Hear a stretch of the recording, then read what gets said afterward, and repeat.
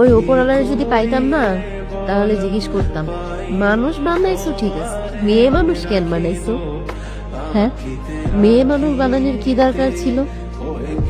মেয়ে মানুষ আসলে একটা জিনিস তুমি বানাইছো ওপরওয়ালা, যার সাথে হাজারটা অন্যায় করা যায়, যারে ফুটবলার লোক খানো যায়, কোনো কিছু বলার কিছু নেই।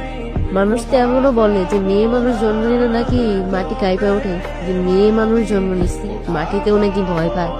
তাই রে, পরিচয় আছে তো, কারোর মেয়ে, কারোর বউ, ওই ছেলে মেয়ের মা, এর থেকে বড় পরিচয় আর কি চাও? এতটুকুই তো যথেষ্ট। তারপরেও যদি কেউ পরিচয় বানাইতে যায়, তাহলে সমাজের মানুষ কি বলে জানেন? ওই মেয়ে মানুষের সাথে মিশো না, ওই মেয়ে মানুষ ভালো না, তার বিরতে বেরোয়, চাকরি করে। মেয়ে মানুষকে চাকরি করা মানায়?